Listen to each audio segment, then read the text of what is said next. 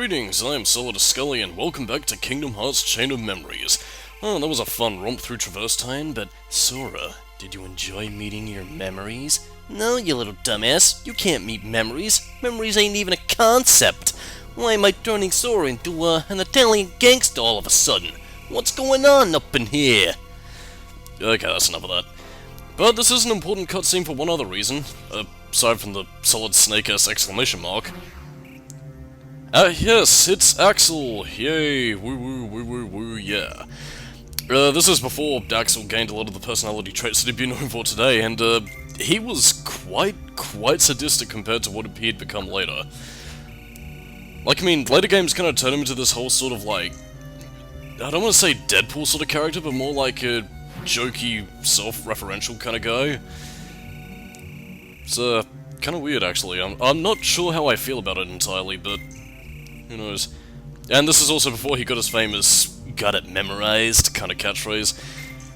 Would have been weird if he continued the series going, "My name's Axel, committed to memory," like every time he showed up, but yeah, something the English directors pulled up, I suppose. I know he's come to test our might.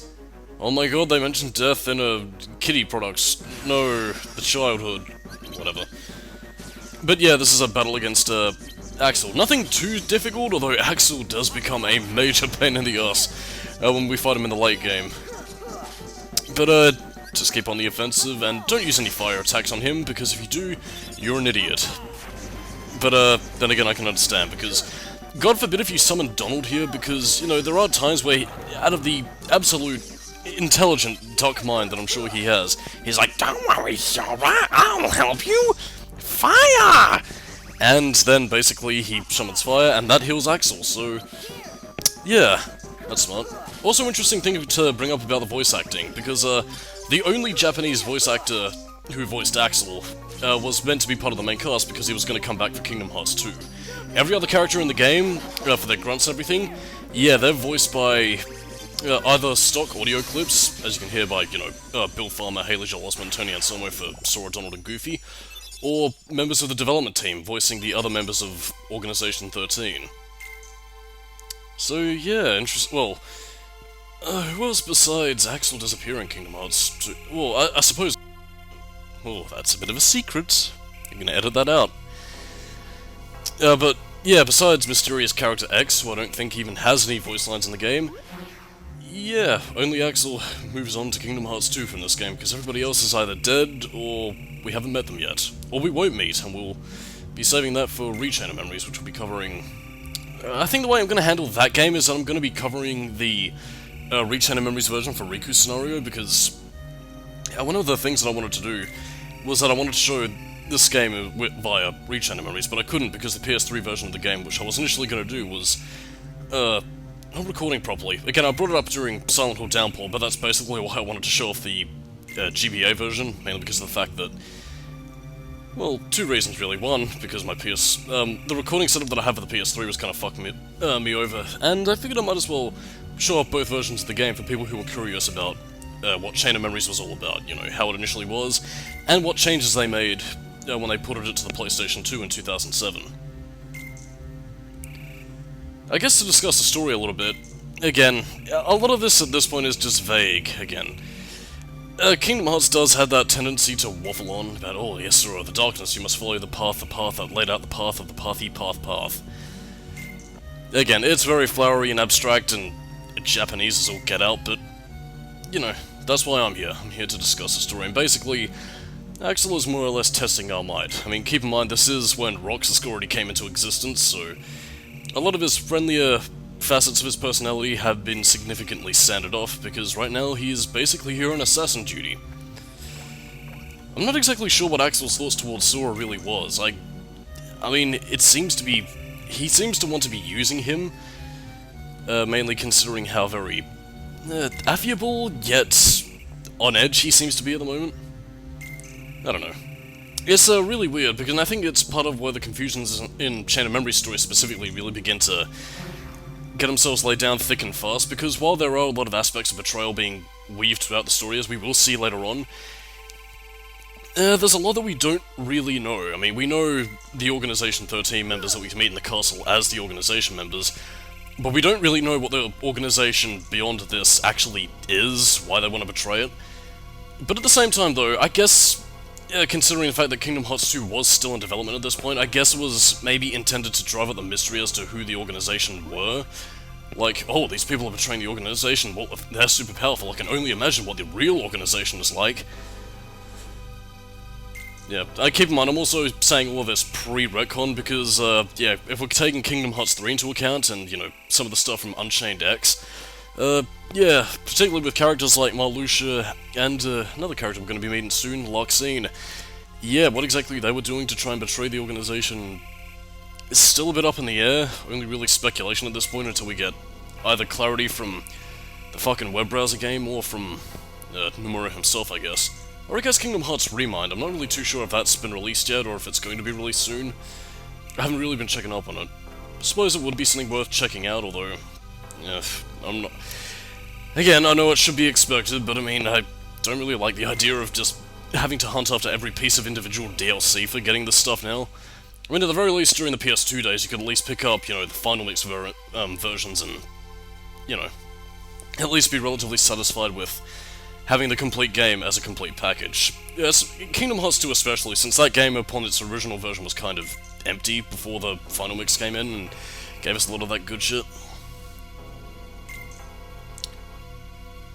Anyway, back to the story. As you can see here, they're trying to remember their past. The more floors they ascend, the more they forget. A subject of parody for a lot of people.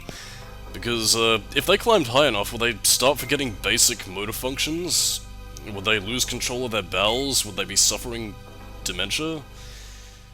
To be honest, that doesn't really bear thinking about, but I mean, again, if this wasn't Kingdom Hearts, this would be a legitimately terrifying concept for a horror game. I don't know. Something that somebody somewhere could possibly write about, I guess, if they were feeling a bit existential, I suppose. And yeah, once you ascend a floor, you usually get a cutscene with either the Organization members or Sora, Donald, and Goofy talking about their experiences and trying to, you know, band together, keep each other's spirits up, and navigating through the words. These are the 4 cards, which are basically the sorts of words that we'll be going through. Again, it's basically a retread of pretty much every single world in the previous Kingdom Hearts game, with one notable exception, and I'll talk about that a little bit later, if I run out of things to talk about. And also, as a bit of a reminder, or possibly something to be a little bit forewarned, this is the only Disney world that I'm going to be allowing the story to play out in, because I think it gives the best example of exactly why I think it's kind of pointless to show the cutscenes here. And in turn, well, it's basically what happened in Kingdom Hearts 1, except with a vague connection to memories. So again, like before, Sora, Donald, and Goofy land at Olympus Coliseum. They'll run into Hercules, not really sure what's the correct pronunciation of that, but yeah, they'll have some bants, they'll laugh it up, power of friendship, and, you know, get involved in some random shenanigans. There are a few slight differences compared to Kingdom Hearts 1 though, so it's not entirely the same. But I mean, from a basic standpoint, it is pretty much just a textbook. Oh look, it's a recognizable character. Hello there. There's not really much interesting to say about this, really. Especially because, well, Disney didn't really own my childhood. I haven't seen Hercules, nor do I really feel inclined to watch it, to be honest. And, well, I mean, if it included Cloud Strife, I probably would watch it, but... And again, that's what Kingdom Hearts is for. Kingdom Hearts is pretty much the closest I've really gotten to Disney's catalog, really. Mainly because I don't really have the interest, and even when I was a kid, my interest quickly shifted away from Disney to Star Wars, which is owned by Disney now, but it wasn't back when I was a kid. And, well, from there it kind of went from that to Doctor Who, and plenty of other stuff that I was a little bit more into because it was edgy and extreme, dude! And then there's Hades, the god of the underpants. Teehee, hodl ha, I am the Joker. You get what you fucking deserve, bang. What? Who is this? Is that why you hired me? Yes, I can't do a good fucking James Woods voice. Oh my god, it's Sora's dad. I'm still holding on to that fan theory, by the way. Cloud is Sora's dad. He must have just forgotten it because he spent the night in Castle Oblivion when he and Aerith had conceived Sora. Or so my fan theory goes. I say that in jest mostly, but I mean, I'm pretty sure if Sora was to have parents, it'd probably be, fuck, what were those two characters from the Bouncer? Like, Sion and... Fuck, I forgot the girl's name. It's been years since I fucking played the Bouncer, though. But anyway, as you could probably tell with that last cutscene, Cloud is trying to restore his memories, whereas in Kingdom Hearts 1 he was basically trying to gain the power of darkness so he could defeat Sephiroth. Again, like, the thing that you need to know about Kingdom Hearts and Final Fantasy characters in the context of Kingdom Hearts is that it's a weird sort of balance, because, like, some of their backstories match up with their Final Fantasy incarnations, and some of them are completely different. Like, I mean, you'll have characters like Squall, Yuffie, and Aerith who have a completely different backstory. Like, I mean, you know, Squall doesn't know who the hell Rinoa is. Well, I don't think he does, unless of course a future game might bring her in, which I hope they do, because Final Fantasy VIII is my favourite game, and I want to see a little bit more of that, please?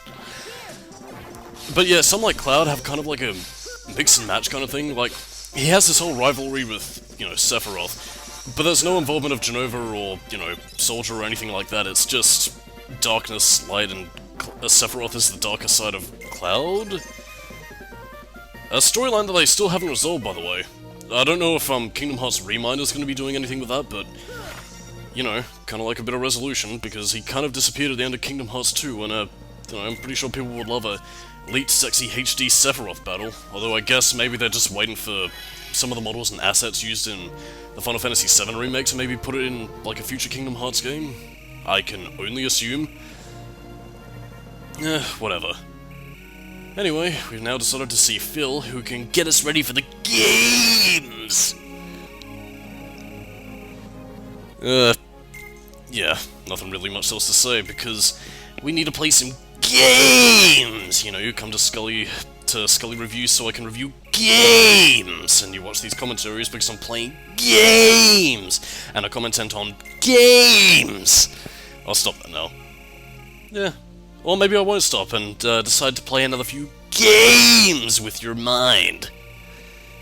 And there's Heracles with a skirt that is very, very short, and considering the fact that this was ancient Greek times, he probably isn't wearing any undies, which means anybody who gets stomped by him will get a nice flash of his dick before they die.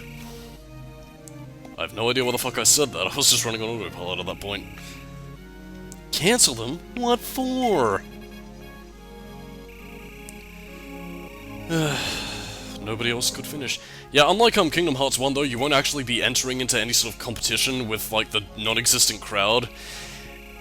Again, I know they couldn't really animate people for the PS2, since a lot of the time when they did try and have, like, crowd sequences, they either made them, like, translucent, like they did in the Matrix Path of Neo with, like, the Agent Smith battle, or they just have them as, like, 2D cutouts very far off in the distance. Trying to think of a good example of that. Actually, I think Kingdom Hearts 2 might have done that, actually, because, I mean, during the Pirates of the Caribbean, like, thing, there was, like, you know, textures of some of the pirates, which, I swear to God, looks like fucking Resident Evil zombies from, like, the PS1. And again, here comes Cloud, and honestly my favourite design for the character, because I know they took apart, like, you know, certain design elements from Vincent, and all that sort of stuff, but I don't know, the way they kind of mixed it with Cloud's, you know, Final Fantasy VII look is just sick, man. Again, I don't really mind how many of Cloud's outfit, really. Like, I mean, even the Advent Children one, which I think is slick as fuck, and, you know, it's cool, man. But I think his Kingdom Hearts 1 model is the definitive one, and I think especially seeing it in, like, the animated sort of style here with the sprite work, I don't know, it looks sick, man. Let's get this show on the road, because I don't know what it is, maybe it's just the character portrait itself, but Phil looks like even seedier as hell than he does in, like, the PS2 version. I mean, not that he was a very cuddly being to begin with, but, you know, if you saw that face in a dark alley, he looks like he'd, beat you up if you didn't want to play his games!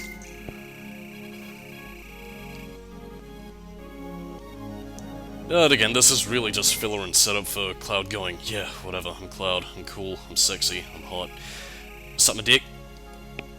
Don't know why I said that either. But yeah, basically, we run around, kill Heartless, play cards, all that good stuff. Although I will say, Cloud does have a card that is quite useful, especially in the GBA version. I'll talk about the card combinations a little bit later as we get into it, but yeah, when it comes to slights and some of the abilities we get, the next one coming up will be very useful. And again, as you can see here, with all the battles that we've been winning, we've been getting more map cards, which certain colours correspond to different things. Like, blue cards are usually cards that lead towards treasure chest and, you know, all sorts of different goodies and rewards. Cards that are red are usually related to the way in which you want to set up your enemies. Again, I already mentioned before, Sleeping Darkness, if you want to leave your enemies sleeping. There is also cards like Feeble Darkness, which makes Heartless weaker, cards that make the Heartless stronger, you know, for extra bonuses, and, you know, all sorts of weird little additions that can make, you know, all the sorts of Heartless have different behavior patterns. So again, it's nothing major or anything that would, you know, completely alter the style of play, but it does give all sorts of little additions to how you want to play the game. And again, if you were, you know, a little bit too harried by the red cards, you could go for the green cards as well, which have all sorts of perks and bonuses for you to abuse. Like, again, you can have cards that make your attack stronger, and you can also have cards that, you know, make your magic attack stronger as well. Not only that, but you can also have cards that can control the Heartless speed, you know, having a friend card appear at the beginning of every battle, so you're pretty much guaranteed to get either Donald or Goofy at the beginning. You know, it's good stuff, man, and it's the sort of thing that really does make me appreciate having the card system. I mean, you wouldn't have this in, like, the original games, or pretty much any other game in the series, because this is the only one that uses the card system. Again, I don't really know if any other game, like, has a combat style similar to Chain of Memories. I guess maybe besides, like, maybe like a Yu-Gi-Oh game or something, but again, if there is a game in a similar manner to this, like, could you tell me about it? Because I really want to know. Anyway, we now finally have a Moogle Room card. I'll be getting to those in just a second after we upgrade. You might be wondering why I'm constantly going after card points, but make no mistake, you do need these, because, as I mentioned last part, your deck is entirely based on, you know, how much attack cards you have and how many cards you have in your inventory, because despite the fact that you can reload your cards, you can run the risk of running out, and if you run out in battle, you pretty much just have to run for the hills by running to the edge of the screen and getting away. Because, I mean, if you don't have any cards, you can't attack. And again, unless of course you have a potion on hand, well, there's no chance of you really winning this. Again, it's a situation that I've run into, and basically something that I learned to prioritize over health early game, because you shouldn't really risk getting hurt, and even then, you know, you already have a heal card on standby, so you should be pretty much fine on that end, but, you know, focus on card points first off, and then as the levels get a bit tougher, try and balance your level ups between card points, slights, and health. Again, if you're good at the game, and again, if you know how to use your zero cards effectively, you know, to break enemies' attacks, you should be pretty okay, but, you know, balance it between health, well, first of all, slights, because they give you new abilities to use, card points, obviously, because if you don't have cards, you can't attack, and then health, because, you know, give you a bit of extra security. And trust me, you will be needing this as we get to some of the later points in the game, especially against the organization members, because, sweet crispy Jesus, Vexen is the bane of my existence, and, well, the less said about the secondary fight against Axel, the better, because they make me cry. And Loxing can also be a bit of a pain in the ass, but you'll find out what those are later. And one thing that I did also forget to mention last part was also the use of enemy cards, which you can basically access, and they will give you certain buffs. Nothing too much at the moment. Again, we got the Guard Armor one last part, which is what I was referring to. But they do have a bunch of different buffs that I will point out when I get to some of the more interesting ones. They don't really get that interesting until you start getting to characters like, you know, Ursula and Spooky Boogie and Captain Hook, so, you know, just something to be on the lookout for. But now we will finally get to the tasty morsel that is the Muggle Room, the Moogle Room, the Boogle Room, the Treasure Room, and we learned Blizzard Raid. Very fucking useful at this point in the game, because considering the final boss at this point of the area, yeah, we need as many ice attacks as we can possibly get. That's the map screen, basically showing you the worlds that we've traveled to, and a list of some of the abilities that we can use. So yeah, if you have Blizzard, any sort of attack card in a Slight, you get Blizzard Raid. And, well, again, Strike Raids are honestly one of the more effective abilities in this game. Especially against, you know, specific enemy types that are weak to, you know, ice, you know, fire and all that sort of stuff. So again, it is in your best interest to get as many reward cards as you can to try and, you know, score some bonuses, because you can also learn different slights in this way. So again, it does make it worth going after some treasure chests. I mean, you can also learn different abilities as you progress and, you know, level up and all that sort of thing, but, you know, I don't exactly know what triggers the, you know, what slight you learn or where you get it. I think it's basically just depending on being lucky, really. And as you saw briefly right over there, that was also a key to rewards room, which would gift you either a very special card, as in, you know, like a special attack card that's incredibly rare, or it will grant you a different ability. So, again, those are worth getting into, but finding the key to rewards cards are actually very fucking difficult, because they seldom, if ever, appear. Anyway, this is the Moogle room. What do? You buy card packs, and if you can buy specific card packs, you can actually get, well, a shitload of interesting cards. And you can actually get some rare ones. Again, you will be seeing this quite soon, but you can also get some unique attack cards, which are based on the different Keyblades that you picked up in Kingdom Hearts 1, as you will see right here, where I think you will find the one... Yeah, that was based on... I think it might be Peter Pan. It'll say in a little bit if you hover over the specific cursor. But yeah, you can buy these different card packs using the Moogle points, and you will hopefully score some cards which you can use to change up your deck, and make your deck a little bit more powerful. Changing the different Keyblades, actually, is also very interesting, because in doing so, it basically upgrades, you know, the quality of your attacks. Like, it goes from D to A, and, well, it's worth your time in investing in it, man, because, you know, get a little bit more powerful, and it'll make some of the encounters a little bit less bullshit. I mean, granted, you will still have to grind a lot, you know, just to get your levels up and make sure that you have enough card points to subsist on the various bosses in the game, but other than that, though, it is interesting because you can customize your deck to the way that you like. And, I mean, unlike Birth by Sleep, where, you know, the meld mechanic was fucking bullshit, you know, you can spend some time planning out your strategies and going to town on them when you have some really powerful cards. It's cathartic, man. And that's part of the reason why I really do like Chain of Memories above a lot of other games in the series, because, I mean, unlike Dream Drop Distance, where you had to rely solely on, you know, whatever Dream Eaters you had at your disposal, or, you know, Birth by Sleep, where you were either severely outmatched, unless, of course, you had, you know, went along with a bullshit meld command, whatever the fuck it was. I don't know. Chain of Memories just provides more catharsis, because I feel like I'm actively, you know, planning strategy and going to town on it. Whereas with, you know, a game like, say, Birth by Sleep, I feel like I'm just, okay, using an attack, okay, I'll have to wait for that to regenerate, okay, now I can use it again, and it's just not fun, man. It's honestly why Birth by Sleep is one of my least favourite games in the series, because it just sucks. Anyway, that was an example of Blizzard Raid, and it is sexy as fuck. Well, I mean, then again, Strike Raid has always been one of my more favourable abilities in a Kingdom Hearts game. And especially here, I think it's more so to do with the plane that Chain of Memories works on, you know, given that it's very limited hardware, has to work with 2D and everything. Again, some of the attacks I find to be a little bit more effective depending on what they are, like, especially with a card that we'll get from Cloud later on. Fuck, I'm forgetting its name at the moment. It's not... fuck, it'll come back to me, but...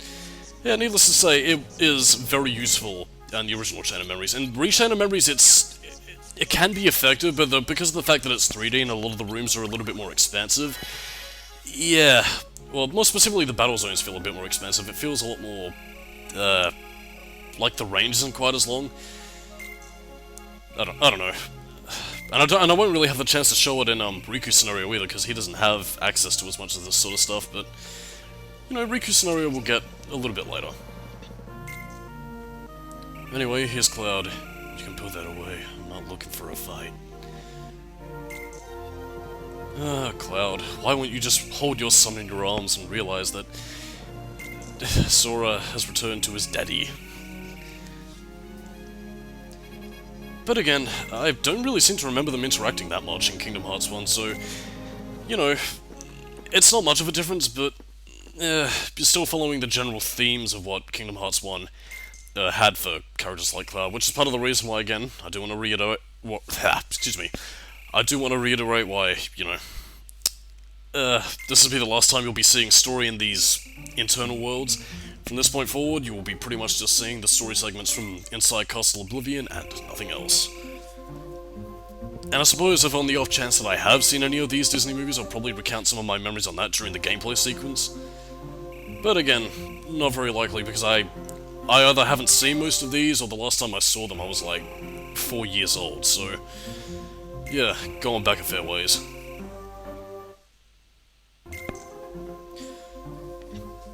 Not to mention, like, I mean, even then, I suppose they don't really choose the most interesting sorts of Disney worlds. Then again, I can't really say what sort of worlds I would have picked. I mean, I'm pretty sure most people probably wouldn't have agreed to a Song of the South world where Sora teams up with Brer Rabbit and Uncle Remus. Okay, I better stop that now because that's probably delving into some uncomfortable territory, but oh no, Cloud is going to kill his son. And yeah, Strike Raid, especially at this early in the game, makes Cloud your bitch. But yeah, as you can tell here, yeah, bosses can also use sleights of their own, so be careful and have a zero card on hand, because you can't have enough zero cards, and again, it can be very useful if you know how to use it. It can break their attacks real easy, and earn you getting a level up and some more card points. And because Square Enix can't show their moneymaker losing, they're like, hey, where'd it go? Actually, is Cloud really? Oh, I suppose he is, because I mean, Final Fantasy VII was one of those defining sorts of games back in the day. Yeah, whatever. I mean, it was Lightning for a couple of years back when Final Fantasy XIII was all the rage for all the wrong reasons. Did anybody actually even like Final Fantasy XIII? Like, I mean, I know it was huge, but I mean, like, was it huge because people hated it, or was it huge because there were people that did legitimately like it and like a lot of the characters? I'm kind of confused on that. I mean, I will admit that I was always more of a Tales of guy in terms of RPGs, but like, when it comes to Final Fantasy, I thought the most popular games in that series were like 7, 9, 6, and 10. I don't know, Final Fantasy XIII always kind of came across to me as like that game that everybody hated. I don't know, maybe Final Fantasy 15 is the new target, although I think that's more so a mix between people who either really get into it or people who don't. Yeah, I don't know. This is just me sitting here with my Final Fantasy VIII love. Oh no, Cloud has been defeated! I can't... oh, if I knew how to do Hercules' voice, I would. I guess maybe it's to imply that he fought Hercules, even though in Kingdom Hearts 1 I'm pretty sure they fought the Cerberus, which you won't be fighting in this game, because I'm pretty sure the GVA would probably explode if it had to render that large creature. Well, I mean, it doesn't really make a lot of sense either way, because we do also have some pretty large creatures coming for the final boss fight. Well, one large creature, but I'll save that for when we get there. Your memories? And yeah, because Hades is a bit of a shit, he's betraying Cloud because, well, he's Hades, and why would you trust the Lord of Darkness? And, you know, unlike Silver, who had the excuse of living in an apocalyptic future, I'm pretty sure Cloud would know better, although in Kingdom Hearts 1 it kind of made more sense because he was looking for the power of darkness, and somebody like Hades probably could grant it to him to a small extent. I don't know. But my memories! We had a deal. Hey, did you really think you could get your memories back just like that? Get a grip, you dumbass! Why you? I said you're through. This time I'll take care of Hercules myself. Yeah. Oh wow, was that easy? I mean, in Kingdom Hearts 1 you had to like throw a barrel at him and like hit him with your Keyblade before it started glowing again. But yeah, this is basically leading into a Hades boss fight, and don't worry about him being too difficult because, well, you know, we have Blizzard Raid, and on top of that we also have, well, the fact that it's the early game, and if Hades was this difficult, well, everybody would probably be like a big fucking super gamer. It's like, oh yeah, you know, I beat Devil May Cry 3 on super difficult penis mode, and, you know, I masturbate to it every day because I'm fucking hardcore, bro. Oh yes, oh yes, oh yes. But anyway, I don't know what it is, but I just kind of admire Sora because, like, the dude's tangoed with, like, gods and Sephiroth and all sorts of powerful threats, and he was, like, 14 at the time. I mean, I know it is, like, kind of general anime kid sort of thing, but I don't know, man. There's something kind of admirable about how this, like, simple-minded kid from an island is able to tackle all these gods and demons, and yeah. As for Hades, again, general same sort of strategy I recommend for, well, anything really. Find the element that he's weak to, strike him down, and as you can see, Blizzard Raid makes him your bitch. But be very careful though, because Donald... yeah. You're always gonna wait with bated breath whenever you summon Donald, because he'll either use, like, the element that the boss character is in support of, like Fire for example, which heals him, or he'll either heal Sora, which again, very useful, or he will use an attack that does hit and, you know, deal a bit of potshot damage, but something that you can appreciate. I kind of wish you had the ability to control that a little bit more, like, maybe say, like, have an option in the options menu to set Donald's attacks towards certain abilities depending on your preference. I don't know, maybe I'm asking for too much, but that probably would have been a much better way of handling that in my opinion. Anyway, now we get more card points, and we killed the god of the underworld. Now all the souls will run free! The games are cancelled? How come? Because you destroyed the games! Everybody shut their pants, and then Hades died. You gotta be kidding. I'm kind of curious actually as to why, well again, I'm pretty sure they do bring it up why nobody really remembers them since their memories are kind of fading as well, but I'm kind of curious as to why Sora's sort of having the sorts of reactions that he is. I guess maybe you could consider them playing along. Well, that's kind of a whole I didn't really expect. I suppose maybe I'm supposed to take it more as their memories are draining and, excuse me, they're trying to put the memories back together while the characters are as well, which gives the story a little bit more relevance, even if slightly. But I mean, I think for many people playing Kingdom Hearts 1 comes across as a bit redundant.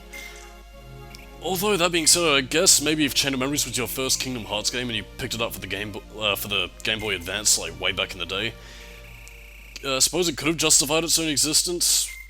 I don't know, really. But anyway, Cloud, who isn't really Cloud, wanders off. Because, I mean, I'm pretty sure at this point he's still kind of fighting Sephiroth in the Void, or getting changed into his Advent Children outfit, or something or other, in the year that Sora sleeps. But anyway, like before, he imparts his advice, and Sora wishes for his daddy to come home. But Cloud is like, whatever. Yeah, but he does give us a card, so thank you, buddy. We can now live on with your very useful card, because the Cloud cards are very fucking useful if you have the slights for them. What they are? Well, you'll just have to find out next time. Sorry, not interested. Oh, if only he'll reveal his fatherhood to him. So on that note, I'm Solidus-Skully, keep it new metal, and I will see you next time for more Kingdom Hearts Chain of Memories goodness. Catch you later, dudes and dudettes.